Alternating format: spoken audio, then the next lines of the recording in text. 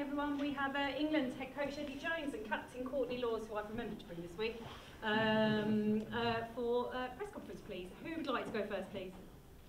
Eddie, congratulations, another tough test, but you had the results come through. Can you just give us your assessment of the game? Really pleased with the leadership of the team. I think Courtney and Owen and Genge and Jack Noel particularly really set the platform for a young team. You know, again, last 20 minutes of the game we got 6 guys under 10 caps, but their contribution to the team has been outstanding all tour. And we just, you know, we had to fight like anything today, and we kept in there. We weren't at our best, which sometimes happens. You know, that's rugby. And when you fight like that and win a game like that, it's a big achievement from the team. But, you know, all the credit goes to the leadership group. Sure. And Tommy Freeman and Freddie Stewart, what was your view of their performances? Yeah, no, both of them did well. You know, they had a bit of ball. I think they had, 70% possession or some ridiculous figure. So they had to do a lot of defensive work, and both learned a lot in that game. That last 10 minutes in particular, I think they defended 20 paces at one point. Was that knowing what was coming from Australia, or was it all just heart and defence? Well, we thought Australia would throw it around this week. You know, they've probably been more conservative than we thought they would be.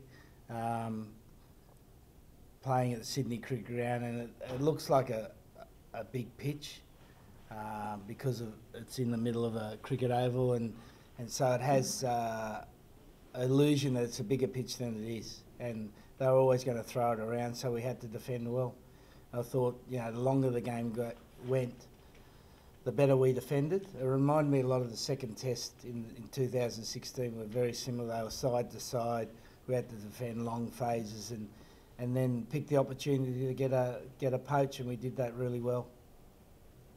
Eddie, did you change anything defensively? Because in the first half they were making 9 breaks. No, just better spacing, better attention to where the issue is. Just very small things.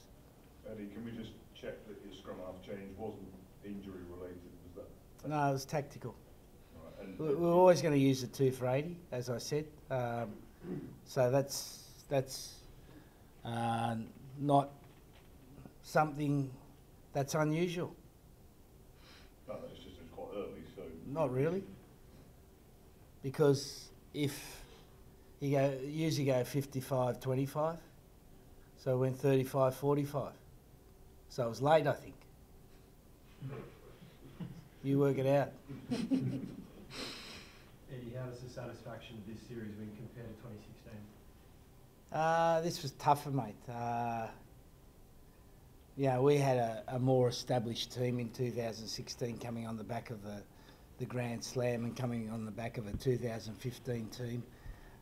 So this team, you know, we're nurturing this team at the moment. We've got a good group of senior players and we've got all these young guys coming through. So it was an entirely different experience. You know, we weren't as prepared as we need to be for the first test because we didn't have enough training time on the paddock, which we don't control. But as the tour went on, we got more cohesive, more together, understood how we wanted to play. So it was hard work, but it was also a great tour for the boys. I think you know, Australia's a fantastic place to tour. You know, a few of the players have said, why would any Englishman, why would any Australian move to England? You know, they could sit at Coogee Bay Road, have a cup of coffee, watch life pass you by. It's a pretty good experience. So I think they've had a good tour, and it's good to cap it with a result. Eddie, does that make it? Go on. I was going to say, does it make it a better achievement than in 2016? Well, we don't need to compare, mate. Yeah, but we had a lot of team development go on this tour. We've had a lot of leadership development go on the tour, so I'm really pleased with the development of the team. You know, the result's always important, guys, but the development of the team for us now, when we're in this World Cup cycle, we're in the last 12 months, we're developing a team for the World Cup, was crucial for us that we got it right. And the results don't always tell you get it right, which is contrary to what you think, but the development of the team's been outstanding, really. Courtney, how enjoyable was it to be the first captain to lift a new trophy, and just what it symbolised about, as Eddie was talking about, sort of new team coming together or turning a corner? Yeah, it was amazing. I think we really wanted it as a team, just to cap the tour off properly, because we've really had a great time. We've stuck together. We've spent a lot of time together, and we've really invested time with each other. So we wanted to go out there and we wanted to make this tour special. And I think it would have been special, you know, win, lose or draw, but we wanted to cap it off properly.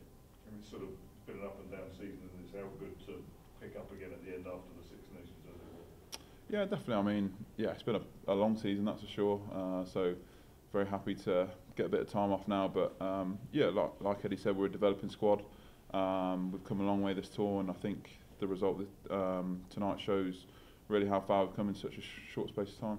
And we're asking you about Tommy Freeman when he got picked last week, and then the way he played tonight. Is that just another glimpse of what he can be some of the moments? He's got a lot to give. I think, yeah, he was good tonight, but yeah, I don't think he's seen anything yet. Eddie, you mentioned on the television there that Australia has a lot of talent and opportunities to put you under pressure tonight and possibly even win the series. They're lacking a killer instinct, do you think? No, I think, yeah, you can see how they're trying to play. They've got a lot of good players. When you look at, you know, who's got a nice coat on tonight, they had Quaid and James O'Connor sitting on the sidelines. They've got plenty of talent, and I think they know how they want to play. But like anything, it takes time, mate. It takes time. You've got to be patient. Were you surprised they lifted James O'Connor? I don't comment on the team selection, mate. You know, everyone comments on my selection.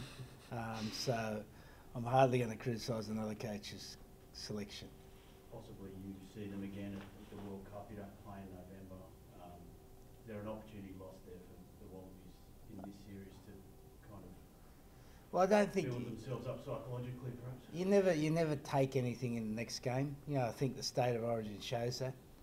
Yeah, and we see that historically over and over again.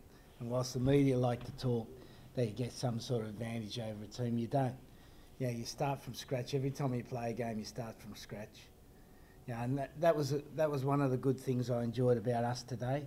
We started poorly after having a good game last week, and maybe we felt like the game was going to go our way because we played so well for patches last week. And sometimes the players get disappointed by the game, and then they start going off script.